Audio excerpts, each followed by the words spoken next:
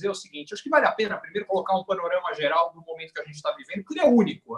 A humanidade não viveu ainda, e eu diria particularmente quem não está vivo desde a Segunda Guerra Mundial não viveu nada nem sequer parecido. A gente está lidando com um momento que a incerteza ficou muito grande, e isso, obviamente, gera grandes angústias. Deixa eu começar por onde eu não tenho dúvida nenhuma. A gente vai dar conta do recado. A gente, humanidade, vai dar conta, a gente vai ganhar desse vírus, a gente já ganhou de vários outros no passado, em condições muito piores, sem ter a tecnologia que a gente tem hoje. Então, eu não tenho dúvida nenhuma que a gente vai dar conta disso. Agora, ele causa mudanças grandes em todos os setores. Como a gente está falando de educação, acho que é legal começar colocando em perspectiva. Eu estava acompanhando um dado que é a evolução do número de países e do número de estudantes com escolas fechadas ao longo dos últimos meses. Ontem, 1,380 bilhões de estudantes eram de escolas que estavam fechadas, tendo que ter aula de casa. O fato de ter aula de casa não tem problema nenhum. A questão é que as escolas foram pegas de surpresa, elas não tiveram tempo de se preparar para isso. E aí o que ficou claro é as escolas que já estavam mais adiantadas no processo de incorporar essa transformação digital que está acontecendo na sociedade como um todo para a realidade das escolas, tiveram muito mais capacidade de reação, de lidar com a tecnologia, usar a tecnologia da melhor maneira possível para manter a normalidade. Então, esse é do ponto de vista educacional, que é o primeiro impacto que isso tem em educação. E isso é importante porque ninguém sabe ao certo quanto tempo vai durar ou vão ser necessárias as medidas para que a gente mantenha as pessoas em casa. Quer dizer, tem dois grupos hoje do mundo com visões antagônicas. Tem um primeiro grupo que considera que nenhum custo econômico estou pegando os dois grupos extremos, tá? Nenhum custo econômico é relevante para salvar vidas. E, portanto, como se todo mundo ficar em casa, você consegue segurar melhor o vírus, vamos ficar todo mundo em casa pelo tempo que precisar. Obviamente, isso não é possível, porque isso mata com todos os negócios, mata todas as empresas, e aí a gente vai morrer de outras coisas que não de coronavírus. Então, tem um limite nisso. Tem um segundo grupo que olha pelo outro lado, fala, olha, o impacto econômico disso é tão grande que a gente precisa acabar com a quarentena já e voltar com a atividade econômica normal, porque senão vai ter um caos econômico. O problema com relação ao segundo grupo é que se a gente, de fato, acaba com a quarentena, particularmente no Brasil, mas é verdade nos Estados Unidos, esses dois movimentos estão fortes nesses dois países, antes de garantir que a doença não vai sobrecarregar tanto o sistema de saúde, que vai acabar com a capacidade do sistema de saúde de reagir e de cuidar das pessoas doentes, aí a gente vai ter um caos humano, o que, por sua vez, aliás, vai acabar forçando quarentenas ainda mais graves depois. É o que aconteceu na Espanha. Então, para pegar um caso específico, se você for pegar a Coreia, pelos últimos dados, 1,3% dos pacientes que tiveram casos confirmados foram a óbito. Quer dizer, a letalidade do vírus para cada 100 pessoas, só 1,3 falecem. Já na Itália e na Espanha, recentemente, os últimos dados, depois que o sistema colapsou, é mais de 10 em cada 100. Então, o que acontece? Se o sistema de saúde perde a capacidade de resposta, o vírus, ao contrário do que acontece quando as pessoas recebem o tratamento correto, que é 1 em 100 morre, e praticamente todas elas são pessoas de idade mais avançada ou com algum problema de saúde grave, isso deixa de ser verdade. A gente começa a ter gente saudável e gente jovem em quantidades significativas também falecendo. E aí, se isso acontecer, a consequência desse processo vai ser uma pressão para a gente voltar com a quarentena. E aí o impacto econômico lá na frente pode ser maior ainda. Por que eu estou falando tudo isso? Vamos nos colocar agora do lado de quem tem uma escola e precisa trocar a escola. Ele precisa levar em consideração, primeiro, que a gente não sabe quanto tempo a quarentena vai durar agora, mas a gente não sabe também se pode haver uma necessidade de uma nova quarentena no futuro. Precisa estar preparado para isso. Não pode ser pego de surpresa como todos nós fomos dessa vez. Dessa vez era normal ser pego de surpresa. Na próxima tem que estar preparado. Tanto do ponto de vista educacional, quanto do ponto de vista financeiro de como lidar com essa situação. Ok. Eu gostaria de fazer duas perguntas, Ricardo. Primeiro, ter um papo com você sobre isso. Você falou da Espanha e da Itália especificamente. Você citou 3 lugares: Espanha, Itália, Coreia do Sul. Qual a diferença deles para o Brasil? Nós conseguimos agir rápido mais que eles. Não vou nem falar da China, que aquilo é uma loucura. Não dá para comparar um local que levanta o hospital em uma semana para 1.000 leitos. Vamos pegar. Por que a Itália hoje está sofrendo dessa maneira? E qual é a característica deles com o nosso país? O que a gente pode esperar de lição desses dois países? Você falou especificamente da Espanha, o que teve lá? Bom, vamos lá. Então, deixa eu começar com, eu acho que a lição do que não fazer, que é o que vem principalmente de Espanha e Itália. O principal erro, no caso dos dois países, foi a demora de resposta em dois flancos. O primeiro foi a demora de resposta em colocar as pessoas em quarentena. E, diga-se de passagem, eu estou falando dos países, mas dentro dos países houve cidades, regiões que responderam mais rapidamente e outras menos rapidamente. Então, por exemplo, Bérgamo, que acabou se tornando o principal foco da doença na Itália, o grande problema foi, eles inicialmente resolveram não colocar ninguém em quarentena, pelo contrário, em particular teve um jogo, que foi um jogo do Atalanta, que é o time lá de Bérgamo. O jogo aconteceu em Milão, mas foram 45 mil pessoas, se não me engano, assistiram o jogo do Atalanta, acho que era com Sevilha, se não me engano, e o resultado é que, enfim, teve uma transmissão em massa e isso acabou contaminando todo mundo. Qual é o risco que a gente está tendo no Brasil, mais similar com isso aqui? O governo acabou de liberar os cultos religiosos, que acabam sendo reuniões de grupos onde o risco de contaminação cresce muito. Na minha opinião, é um erro muito grave. Aliás, se posso trazer aí o caso da Coreia, o que tem de diferente e parecido, a parte que assusta dessa história do culto, no caso coreano, mais da metade dos casos que aconteceram vieram de uma única pessoa que, segundo estimativas, transmitiu para 166 pessoas, que, por sua vez, transmitiram para outros. Então, metade dos casos conseguem ser tratados para essa única pessoa, e que foi num culto religioso na Coreia. Para vocês terem uma ideia, o líder desse culto religioso, hoje, está sendo acionado pelo governo da Coreia por homicídio doloso, considerando que ele não passou as informações de com quem essa fiel teria tido contato e que isso fez com que muito mais gente fosse impactada. Qual foi a diferença da estratégia da Coreia? A Coreia, muito mais rapidamente que outros países, passou a testar muita gente e monitorar. E a Coreia levou uma vantagem, que eles tiveram, em 2015, um surto muito grande de MERS, que é um outro tipo de coronavírus, que tinha acontecido a primeira vez em 2014 no Oriente Médio, em 2015 atingiu a Coreia, e com isso, eles já tinham uma legislação que, entre outras coisas, permitia que o governo coreano, nessas situações, as autoridades de saúde tivessem acesso aos dados de, em primeiro lugar, cartões de crédito das pessoas e atividade do celular. Então, com isso, uma vez a pessoa sendo determinada que ela tinha o coronavírus, eles podiam pegar esses dados e verificar com quem e onde essa pessoa tinha passado antes, para garantir quem poderia ter sido contaminado, testar essas pessoas e evitar que isso se disseminasse. Fazendo isso, a Coreia conseguiu ter resultados muito melhores do que esses outros países, particularmente do que Itália e Espanha. Legal. Agora vamos falar um pouco sobre a parte econômica. Eu acho que essa parte ficou muito claro, Gê.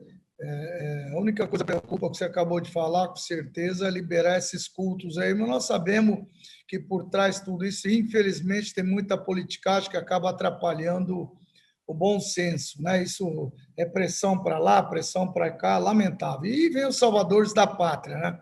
Como nós vimos no Rio de Janeiro, especificamente um deputado estadual vira que ia transformar uma lei para obrigarem as escolas privadas a baixar 30% da mensalidade. É um maior absurdo que eu já ouvi na minha vida. O cara realmente foi inconsequente e parece que a coisa não avançou. Isso é ilegal, inconstitucional. Então, o econômico, às vezes, acaba sendo prejudicado e ninguém está preocupado com vida, mistura com político, assim por diante. Mas vamos falar especificamente para os nossos parceiros que têm a sua escola, preocupados, sim, com o que você colocou com relação a como é que a gente pode pegar no vírus. Antes de falar especificamente dessa parte de economia da China, que se voltou, Estados Unidos, mercado, você entende, na tua visão, que você tem acompanhado, discutido, qual é a tua perspectiva que a volta às aulas? O que você sente? Há uma pressão para voltar às escolas? Está preparado para isso? É hora? Qual é a tua expectativa, a tua visão sobre isso? Você falou que teve quantas pessoas sem aula? 1,380 bilhões de pessoas. Hoje, Não sem são aula. necessariamente sem aula, né? Porque vários deles estão tendo aulas em casa, mas fora das escolas. Ok. Nós também estamos, todo mundo, acho que, dando aula nas escolas, nós estamos fora das escolas. Qual é a expectativa que você entende essa volta para as escolas? Qual é a tua...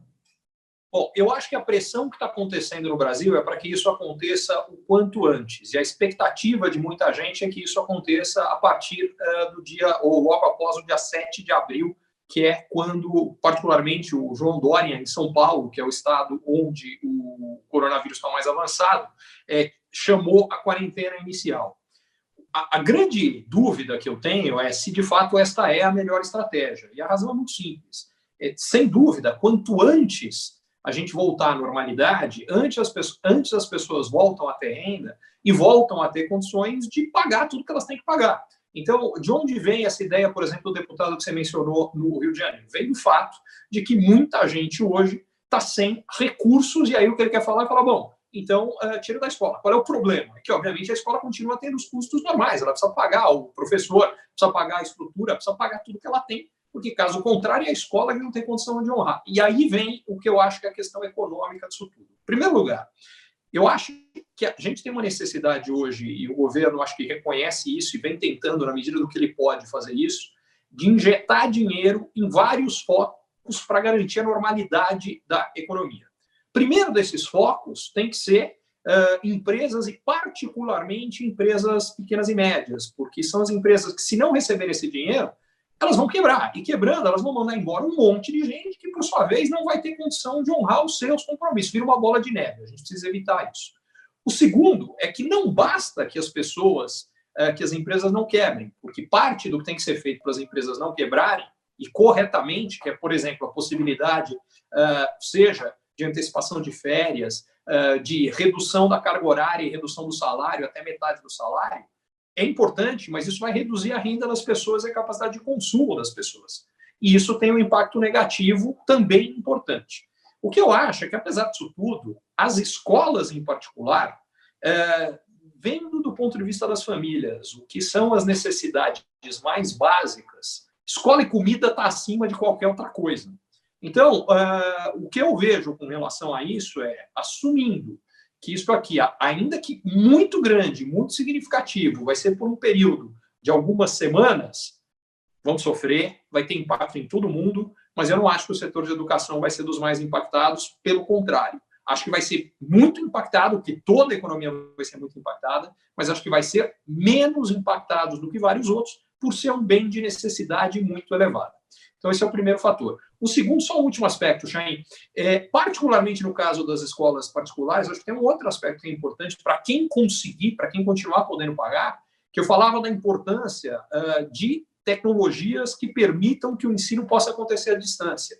E o fato é que, em geral, as escolas particulares hoje, a grande maioria delas, está bem melhor posicionada e preparada para isso do que as escolas públicas. Então, de fato, em alguns casos, você teve escolas, particularmente no setor público, onde as aulas pararam.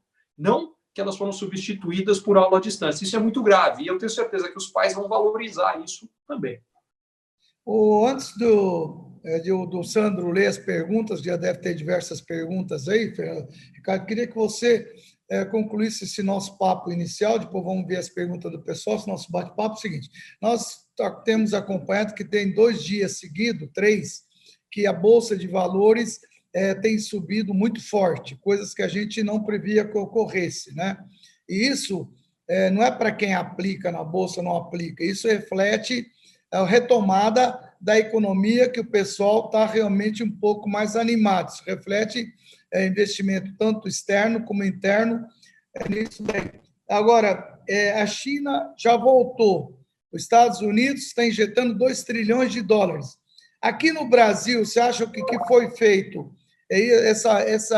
essas retomada da Bolsa porque teve uma ação direta do Brasil ou do exterior? E o que isso impacta para as pessoas que estão nos ouvindo?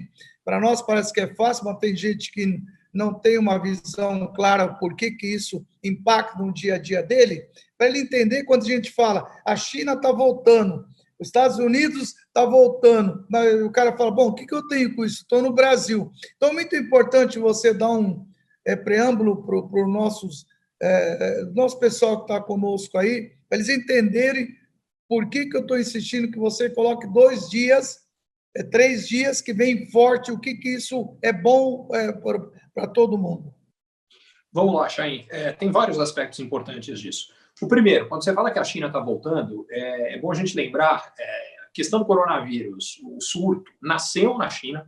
A China foi o primeiro país impactado, muito rapidamente impactado, tomou medidas muito duras. Você mencionou a velocidade que eles construíram o hospital, mas eles foram muito além disso. Quer dizer, eles fecharam regiões do país que tinham mais do que toda a população do Brasil ficou isolada, mais do que 2 centenas de milhões de pessoas. Eles passaram a testar um monte de gente, eles higienizaram as vias públicas todas, eles fizeram um monte de coisa e a quarentena, mais a soma de todas essas ações, fez com que, muito rapidamente, eles conseguissem controlar o vírus. Resultado, nos últimos 3 ou 4 dias, não tem nenhuma morte e nenhum caso na China que não seja ou de gente que já veio de fora ou de contaminação recém-vinda de fora.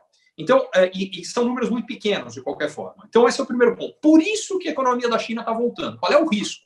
O risco é que tem uma outra onda do surto. Tomara que isso não aconteça.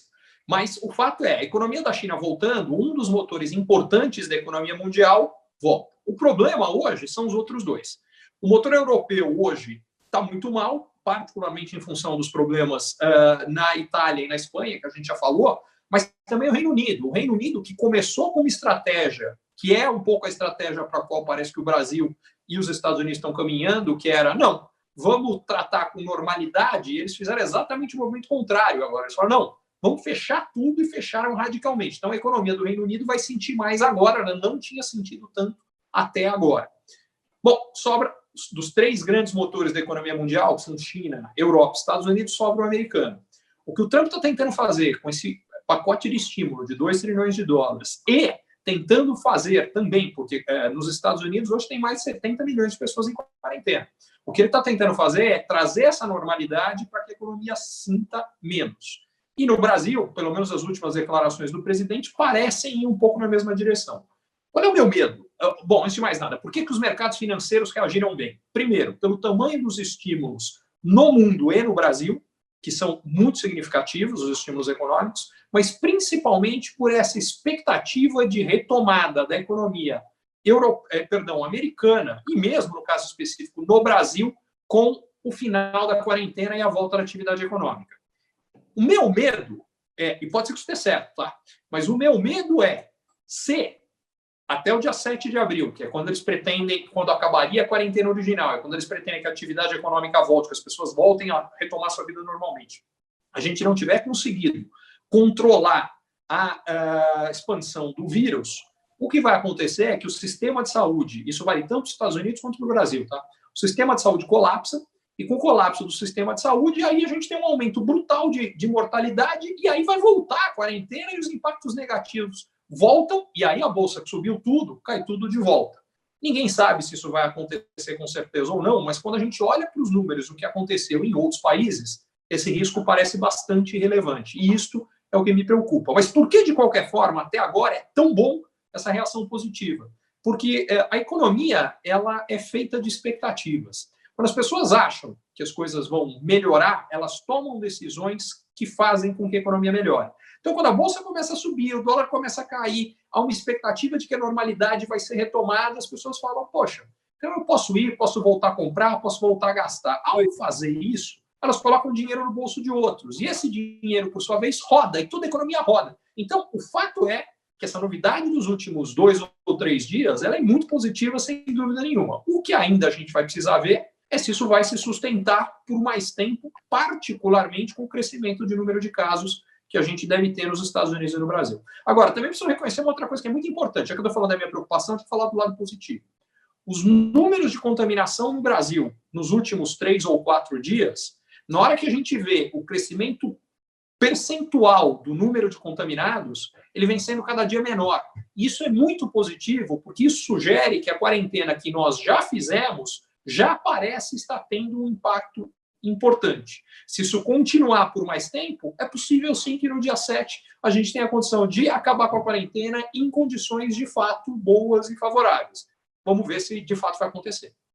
Ricardo, eu vou passar já para o Sandro, mas antes disso, só queria te fazer uma pergunta: qual é a tua sugestão, a tua opinião? Nós estávamos conversando antes, em off, você está tentando ajudar o hospital, as clínicas aí, a dificuldade pública que a gente tem de ajudar é muito grande, né? Travado, cada um está preocupado mais em se promover do que pensar, de fato, naquele cidadão, como você disse, da escola pública, que não tem condições, o cara vai na escola para comer, não é nem para estudar, esse pessoal que o governo estaria preocupado. A gente já ouve falar que o próprio Congresso está falando que ia aumentar para R$ 500 aí para cada pessoa, tudo, também tudo na base, todo mundo querendo se destacar. Mas isso não importa para a gente. O que a minha pergunta, eu não estou aqui para ficar entrando na mesma ladainha de sempre. O que a minha pergunta é assim: você está sentindo, como você, eu, outros mantenedores de escola, como cidadão, a comunidade, a sociedade civil, o empresariado está se movimentando e passando por cima desses assuntos, estão fazendo a parte deles? Você tem sentido isso? A resposta é sim, Chain. Estou sentindo muita movimentação. O que eu acho é que ainda está aquém do que eu gostaria, mas claramente na direção que eu acho que é positiva. Vários aspectos. Vou dar alguns exemplos. Por exemplo, eu acho que as instituições financeiras demoraram muito para agir, mas recentemente acabou de ter um anúncio que eu não vou lembrar o número de cabeça, mas uma compra gigantesca de equipamentos médicos sendo feitas por instituições financeiras e doações. Se a gente for pegar o setor automotivo, e até onde eu vi, isso começou pela GM, fazendo o conserto dos respiradores, que são tão importantes. A gente teve um movimento pela Ambev de fazer produção de álcool gel. Estou falando de empresas grandes, tá? Mas o que eu vejo é, os mais diferentes setores, eu estou vendo muita gente se movimentando.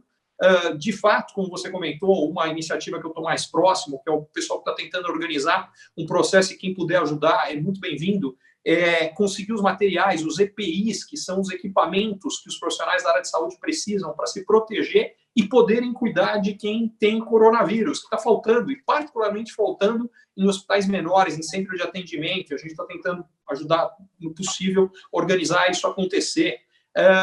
E outras tantas, por exemplo, garantir que o pessoal de comunidades mais carentes recebam cestas básicas para garantir a sobrevivência, porque eles estão perdendo renda. Então, o que eu diria para quem está vendo a gente está vivendo um momento único da história da humanidade, da história brasileira, e eu espero que isso seja uma oportunidade de todos nós estarmos à altura da situação, ou seja, cada um ajudar como puder, da forma que puder, mas que de fato haja um senso de comunidade, uma solidariedade maior. Eu já vejo isso acontecendo cada vez mais e acho que é importante. Startups, por exemplo, amanhã mesmo eu vou fazer uma outra lá, fazer uma palestra para um grupo que é um grupo de startups que está tentando criar soluções para todos os problemas associados ao coronavírus. Tem uma outra coisa, eu até postei nas minhas redes sociais hoje, para quem quiser conferir, que são 179 startups com soluções para o coronavírus. Enfim, então o que eu vejo tem muita gente, sim, tentando fazer a sua parte, e eu fico muito feliz com isso, cada vez mais gente. Mas acho que a gente ainda vai ter que fazer muito mais do que o que a gente já fez.